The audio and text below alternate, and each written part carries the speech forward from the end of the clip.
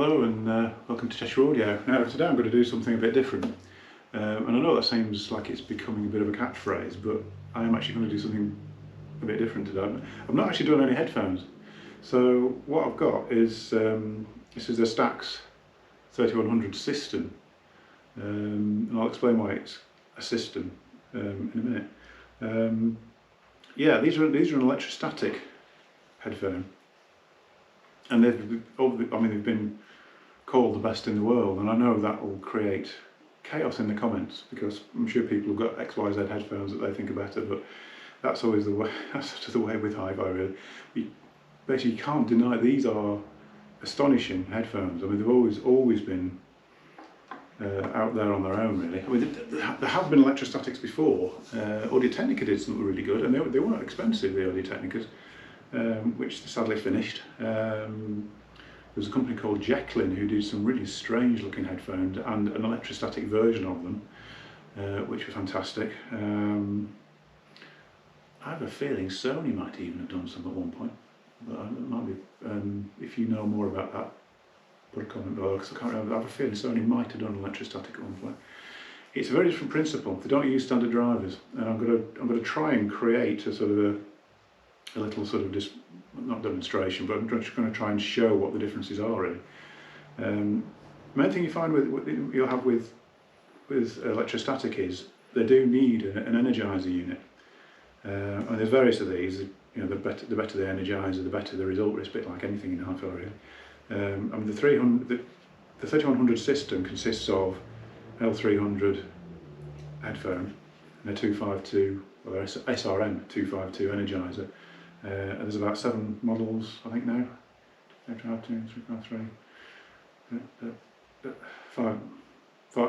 6, 7. Yeah, 7 models actually if you include. There's a couple that have got inbuilt DACs if you include those as well. And headphone models, there's 5 in the range. So this is the basic set, about £800. Sounds like a lot of money until you actually compare it to things at £800. I mean, even in taking into account the fact you've got to buy the energizer, this is more than a match for anything at £800. So just a conventional headphone, and you can't actually plug. I mean, you do have to have this. You can't plug these in to a conventional headphone. So apart from the fact they've got a crazy socket on here, they do need an energizer. They don't work in the same way. They're different. The voltages are totally different, and you know there's a few other pins on there which do other things. So, but basically, this is like a little amplifier in itself. So you could actually just plug in. I've got quite a lot of customers who've got Stax and they've just got a record player, a phono stage, and they're plugging into the input of one of these.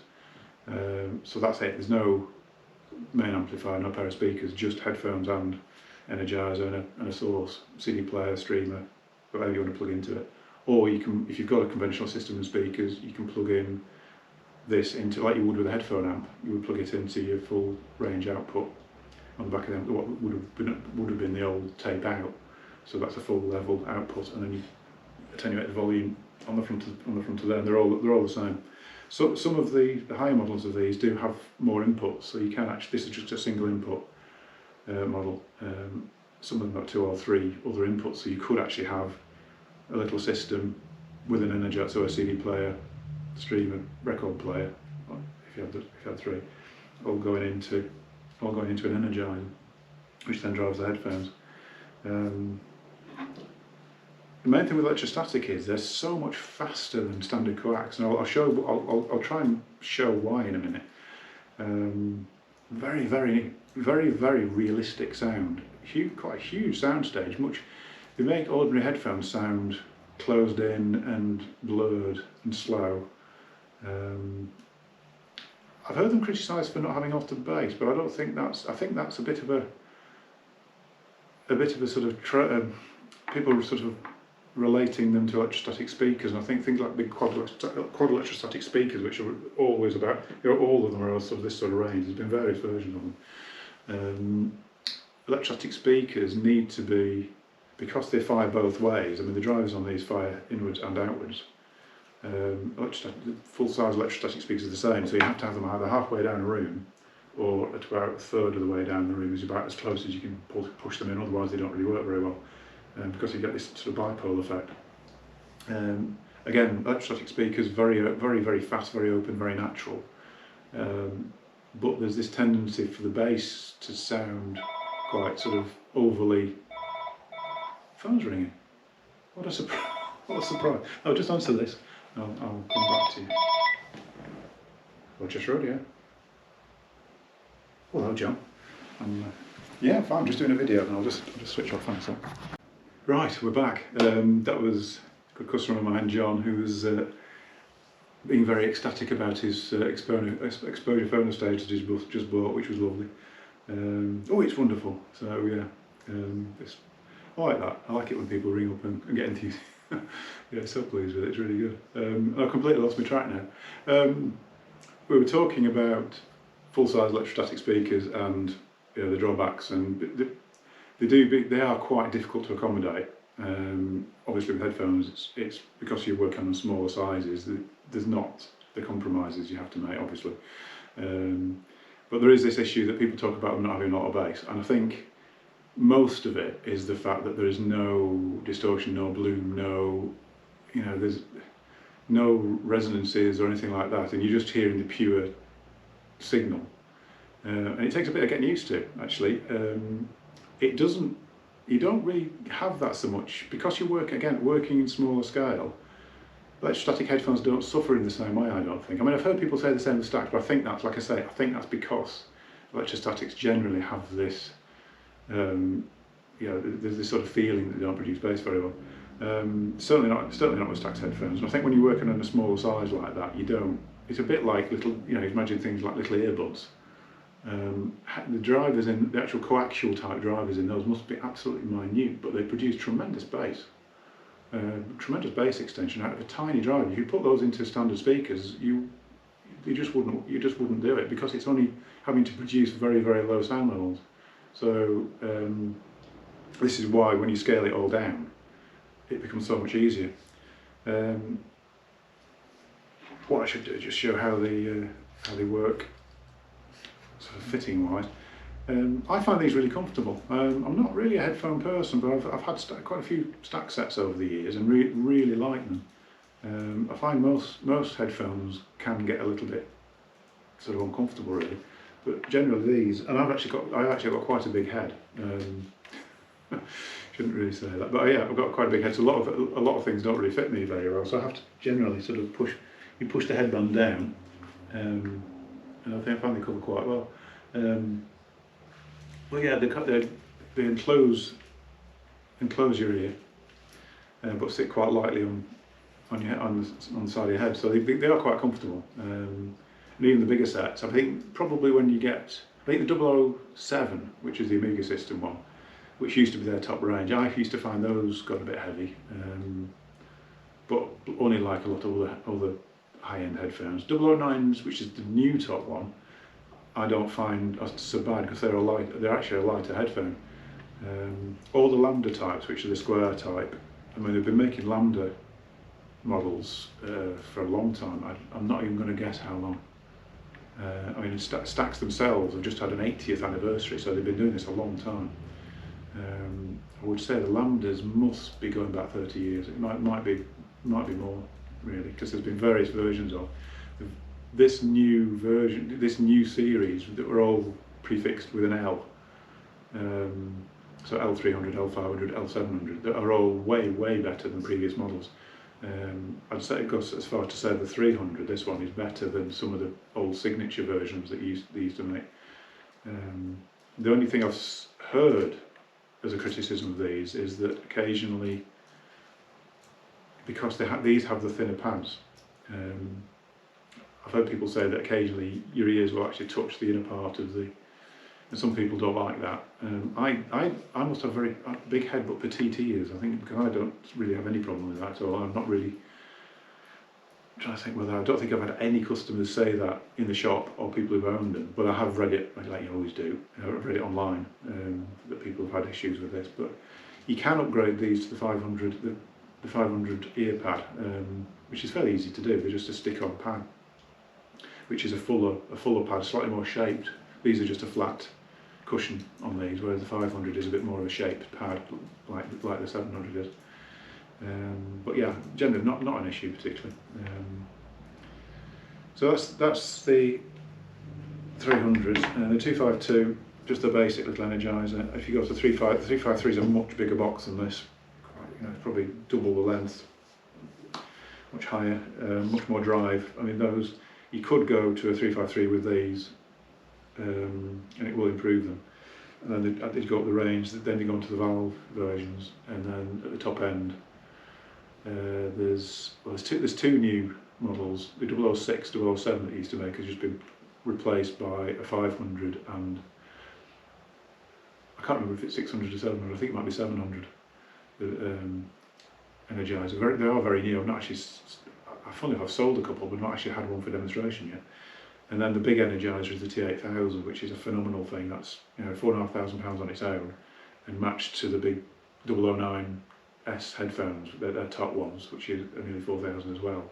If you specify it in black, you're over 9,000 for the combination. But thinking about it, if you just had a record player and a phono stage into a T8000, and it's for the performance of it, if you just listen to headphones, and a lot of people do, it's just astonishing performance for the money, really. It's a load of money, but if you compare it to what you could buy as record player, separate amplifier and speakers, it almost seems like a bargain. I mean, it's crazy to say, but it almost seems like a bargain, really. So let's have a closer look at everything. I'll move the camera, and I'll try and explain in my sort of low-level physics sort of way how electrostatic works. Okay.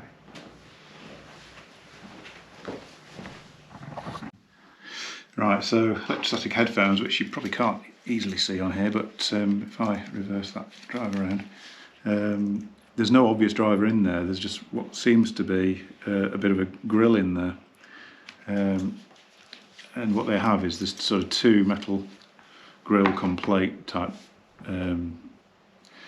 devices in there that are sort of sitting quite close together, and the signal is actually fed into the plates, and they have the driver sits between, which is charged up. I don't know what to say with static, but it's basically it's sort of energized, as in energizer. So that will be sort of moved by that. It's actually being repelled and attracted to the two plates. Now, standard drivers. I'll move that out of the way because I don't magnetise anything. This is a standard speaker driver, which I've taken a Stanley knife to just to take it apart. So Tony, I hope you didn't want this back, because because I've taken it apart.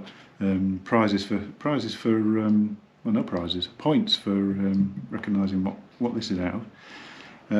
So yeah, you've got the standard speaker driver. You've got speaker cone, big magnet on the back chassis. The magnet's got a slot in it. It's like a circular slot in there where the coil sits. The coil is driven. Signal drives the coil off these two wires, which would normally be attached to the contact points there.